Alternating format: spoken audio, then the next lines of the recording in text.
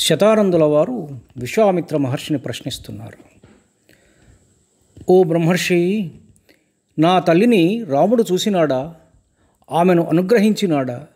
మరల నా తండ్రి అతడికి ఏతించినాడా? నా తల్లిదండ్రులు ఇరువురూ సంతోషముగా కలిసినారు కదా. రాముడు వారి ఆతిథ్యమును స్వీకరించిన నా తల్లిదండ్రులు రామునకు ఫలపుష్పాదులు సగినారు కదా.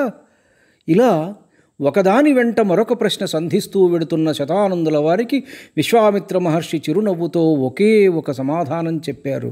నాయనా, జరగవలసినవెల్లా జరిగినవి. నా కర్తవ్యము నేను నిర్వహించి తిని. ఆ మాటలు విన్న శతానందుడు, ధన్యుడనైతిని ఓ రామచంద్ర, నీవు నా తల్లిదండ్రులకు కుటుంబమునకు చేసిన మేలు మరువలేనిదయ్యా. నీవు కూడా ధన్యుడవైతివయ్యా. అనితర సాధ్యమైన బ్రహ్మర్షి పదాన్ని స్వయం కృషితో అందుకున్న ఈ మహా తేజస్సంపన్నుడైన విశ్వామిత్రుని శిష్యరికము నీకు లభించినది. ఈయన సామాన్యుడనుకున్నావా? కాదు కాదు, ఈయన ఒక్కడే. చరిత్రలో మరొకరు లేరు. ఒక సామాన్య రాజుగా జన్మించి రాజర్షి అయి, ఋషి అయి, మహర్షి అయి, బ్రహ్మర్షి అయిన ఈయన చరిత్ర అత్యంత స్ఫూర్తిదాయకము, ఆదర్శవంతము. ఒక లక్ష్యము కోసము పట్టు విడవక వేల ఏండ్లు తపస్సు చేసి సాధించిన మహోన్నతమైన వ్యక్తి విశ్వామిత్ర మహర్షి. తపస్సు ద్వారా మనస్సులోని మలినములు ఒక్కొక్కటిగా తొలగించుకుంటూ మనస్సును అత్యంత పరిశుద్ధమైన మానస సరోవరంగా మార్చుకున్నవాడయ్యా ఈయన చరిత్ర మానవాళికి అందించే పాఠం అత్యంత విలువైనది. ఈ చరిత్ర కార్యసాధకుడైన ప్రతి వ్యక్తి హృదయంలో స్ఫూర్తి రగిలిస్తుంది. రామచంద్ర, ఈ బ్రహ్మర్షి గురించి నీకు వివరించ ప్రయత్నం చేస్తాను అంటూ శతానందుల వారు విశ్వామిత్ర మహర్షి చరిత్ర చెప్పటం మొదలుపెట్టారు. బ్రహ్మదేవుని కుమారుడు కుశుడు, ఆయన కుమారుడు కుశనాభుడు, ఆయన కుమారుడు గాధి కుమారుడు విశ్వామిత్రుడు. విశ్వామిత్రుడు ఒక రాజు. ఒకసారి ఈయన తన సైన్యాన్ని వెంట పెట్టుకుని విహారానికి బయలుదేరాడు. అలా వెడుతూ అరణ్య మధ్యములో ఉన్న వశిష్ఠ మహర్షి ఆశ్రమం చేరుకున్నాడు.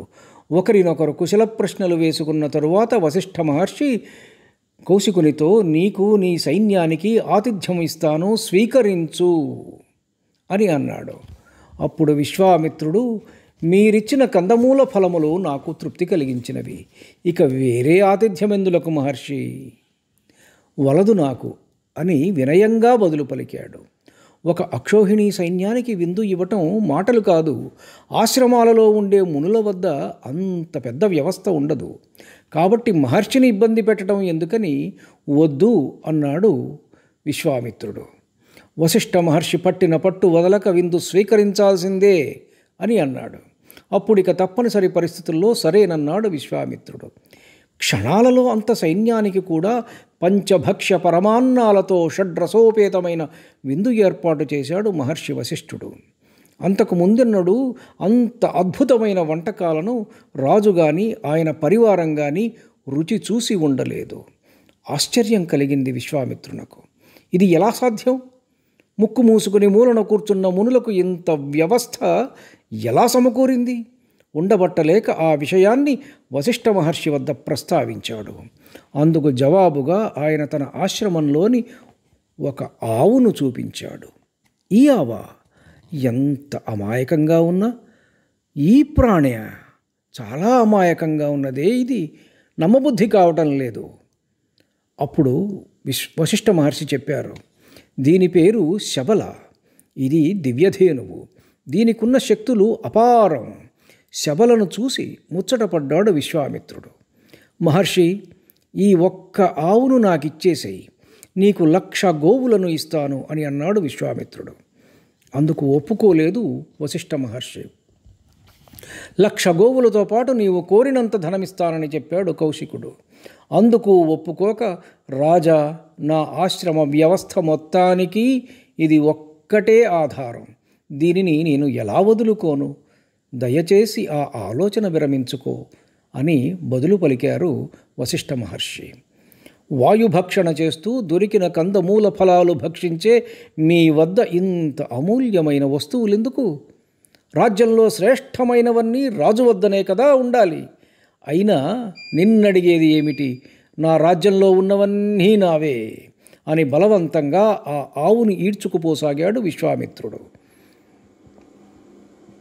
అప్పుడు శబల అతని బంధనాల నుండి తప్పించుకొని మహర్షి వద్దకు వచ్చి, హే భగవన్, నీవు నన్ను అతనికి ఇచ్చివేశావా అని అడిగింది. లేదు, నిన్ను నేను ఎవరికీ ఇవ్వలేదు అని చెప్పారు మహర్షి. అమ్మా శబల, నీ రక్షణ నీవే చూసుకో అని కూడా అనుమతించారు ఆయన. ఆ అనుమతి రావడమే తరువాయి. అప్పటి వరకు అమాయకంగా అగుపించిన శబల ఒక్కసారిగా సబల అయ్యింది. ఆవిడ కంట నిప్పుల వర్షం కురిసింది. ఆవిడ శరీరంలోని ప్రతి భాగం నుండి అసంఖ్యాకమైన వీరులు పుట్టుకొచ్చారు.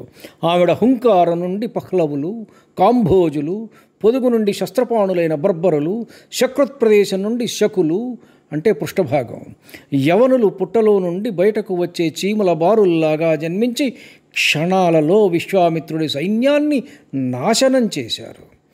అది చూసిన ఆయన కొడుకులు 9 సాయుధులైన వారు వశిష్ఠుడి మీదకు దండెత్తగా మహర్షి చేసిన హుంకారానికి ఒక్కడు తప్ప అందరూ హతులయ్యారు. అప్పుడు విశ్వామిత్రుడు ఎలా ఉన్నాడంటే అలలు ఆగిపోయిన సముద్రంలాగా, కోరలు పీకిన పాములాగా, గ్రహణం పట్టిన సూర్యుడిలాగా ఉన్నాడు. నిర్వేదంతో రాజ్యాన్ని బ్రతికి ఉన్న కొడుకుకు అప్పగించి అడవులకు వెళ్ళి శివుడిని గూర్చి తీవ్రమైన తపస్సు చేసి లోకంలో ఉన్న సకల అస్త్రములు తన స్వాధీనంలోనికి వచ్చేటట్లుగా వరం పొంది తిరిగి వచ్చాడు విశ్వామిత్రుడు. ఆ అస్త్రబలం చూసుకొని మరల వశిష్ఠాశ్రమం మీద దండెత్తాడు. మహాదేవుడు ప్రసాదించిన వరములతో, ఇనుముడించిన దర్పముతో, రెట్టించిన ఉత్సాహంతో మరల వశిష్ఠ మహర్షి ఆశ్రమం మీదకు దండెత్తి వచ్చాడు విశ్వామిత్రుడు. వెళ్ళడంతోటే మొత్తం తపోవనాన్ని బూడిద కుప్పగా మార్చివేశాడు. ఠారెత్తిన మునిగణం తలో దిక్కుకు పారిపోయారు. ఆవరించిన నిశ్శబ్దంతో దైన్యాన్ని ప్రకటిస్తూ క్షణాలలో మరుభూమిగా మారిపోయింది వశిష్ఠ మహర్షి ఆశ్రమం. ప్రాణిశూన్యమైన ఆశ్రమాన్ని చూసి వశిష్ఠ మహర్షి కోపంతో, మూర్ఖుడా, ఎంతో కాలం నుండి పెంచిన ఆశ్రమాన్ని, పోషించిన జీవజాలాన్ని అనాలోచితంగా నాశనం చేశావు గదరా, రా నీ ప్రతాపం నాపై చూపించు అని బ్రహ్మదండాన్ని ఎత్తిపట్టి మహోగ్ర రూపం దాల్చి విశ్వామిత్రుడికి ఎదురుగా నిలబడ్డారాయన. విశ్వామిత్రుడు అవకాశం వచ్చింది కదా అని ఆగ్నేయ, వారుణ, రౌద్ర, ఐంద్ర, పాశుపత, ఐషికాస్త్రములన్నింటినీ ప్రయోగించాడు. అవి అన్నీ వశిష్ఠ మహర్షి బ్రహ్మదండం చేత నిలువరింపబడి నిర్వీర్యము చేయబడ్డాయి. అప్పుడు విశ్వామిత్రుడు పట్టరాని క్రోధంతో సకల ప్రపంచాలను భస్మీపటలం చేయగల బ్రహ్మాస్త్రాన్ని ప్రయోగించాడు. దానిని కూడా వశిష్ఠుని బ్రహ్మదండం నిష్ప్రయోజనం చేసింది. ఆ విధంగా సృష్టిలోని సకలాస్త్రములు విశ్వామిత్రుని క్షాత్రము, వశిష్ఠుడి బ్రహ్మతేజం ముందు వెలవెలపోయాయి. అప్పుడు మరొకసారి భంగపాటు పొందిన విశ్వామిత్రుడి మదిలో ఆలోచన మొదలయ్యింది. అన్ని శస్త్రములు వికలమైనవి, అన్ని అస్త్రములు విఫలమైనవి. ఆహా, బ్రహ్మర్షి ఎంత శక్తివంతుడు! ఇక నుండి నా సర్వశక్తులు వినియోగించి బ్రహ్మర్షి పదం సిద్ధింపజేసుకుంటాను అని సంకల్పించుకున్నాడు. ఆ ఆలోచన రావడమే తరువాయి అమలులో పెట్టేశాడు విశ్వామిత్రుడు. తీవ్రమైన తపస్సు 1000 సంవత్సరములు చేశాడు. అప్పుడు బ్రహ్మదేవుడు ప్రత్యక్షమై, నీవు ఈ తపస్సు వల్ల రాజర్షివైనావు అని పలికాడు. అదేమిటి, నేను బ్రహ్మర్షిని కానా అని ప్రశ్నించాడు విశ్వామిత్రుడు. కావు అని సమాధానమిచ్చి అంతర్ధానమైనాడు బ్రహ్మదేవుడు. సిగ్గుతో చితికిపోయిన విశ్వామిత్రుడు మరల తీవ్రమైన తపస్సు చేయనారంభించాడు. అలా తపస్సు చేస్తూ ఉండగా ఒకరోజు ఆయన వద్దకు త్రిశంకువు అనే రాజు వచ్చాడు. త్రిశంకువు ఇక్ష్వాకు వంశపు రాజు. ఆయనకు తన శరీరంతో స్వర్గానికి వెళ్లాలనే కోరిక కలిగింది. ఆ కోరిక తీర్చడానికి యజ్ఞం చేయమని కులగురువు వశిష్ఠ మహర్షిని అడిగాడు. అందుకు మహర్షి నిరాకరించి, ఇది సాధ్యమయ్యే పని కాదు అని చెప్పి పంపివేశాడు. త్రిశంకుడు వశిష్ఠుడి కుమారుల వద్దకు వెళ్ళి, మీ తండ్రి నిరాకరించగా వేరే మార్గము కానరాక మీ వద్దకు వచ్చాను, నన్ను బొందితో స్వర్గానికి పంపండి అని అడిగాడు. అందుకు వారు కూడా నిరాకరించి, కులగురువు మాట పాటించని నీకు భయంకరమైన జుగుప్సాకరమైన రూపం కలుగుగాక అని శాపం ఇచ్చారు. ఆ రూపాన్ని చూసి బెదిరిపోయి అప్పటి వరకు ఆయనను అంటిపెట్టుకుని ఉన్న మంత్రి, సామంత, పురోహితులు అందరూ దూరమయ్యారు. అప్పుడు ఆయనకు విశ్వామిత్ర రాజర్షి మదిలో మెదిలాడు. ఆయనను ఆశ్రయించి వశిష్ఠుడు తనను ఎలా నిరాదరించింది, ఆయన పుత్రులు ఏ విధంగా శపించింది తెలియచెప్పి, ఆయన చేయలేని పని నీవు చేయగలవు అని నీ వద్దకు వచ్చాను. నన్ను సశరీరంగా స్వర్గానికి పంపగలవా అని తన కోరిక వెలిబుచ్చాడు. తన శత్రువు వశిష్ఠుడు నిరాకరించాడు కాబట్టి తాను చేయాలి అనే భావనతో సకల మునిగణాలను బెదిరించి తన ఆశ్రమానికి పిలిపించే యజ్ఞానికి శ్రీకారం చుట్టాడు విశ్వామిత్రుడు. ఈయన బెదిరింపులకు లొంగని వశిష్ఠపుత్రులను శపించి నాశనం చేశాడు. అంత నష్టపరిచినా కూడా వశిష్ఠ మహర్షి శాంతంగానే ఉన్నారు. యజ్ఞ పరిసమాప్తి రోజు త్రిశంకువును శరీరంతో స్వర్గానికి పంపాడు విశ్వామిత్రుడు. కానీ అందుకు ఇంద్రుడు నిరాకరించి అతడిని స్వర్గం నుండి గెంటివేశాడు. త్రిశంకువు గింగరాలు తిరుగుతూ భూమిని సమీపిస్తూ కాపాడమని కేకలు వేశాడు.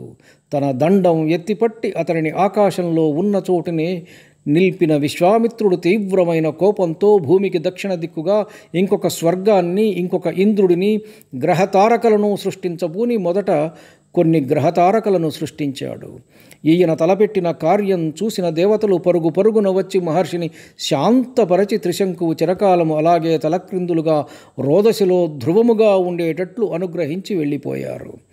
తను ఎంత తపశ్శక్తి నష్టపోయాడో గ్రహింపుకొచ్చిన ఆయన మరల తపస్సు మొదలుపెట్టాడు. 1000 సంవత్సరములు మరలా తపస్సు చేశాడు.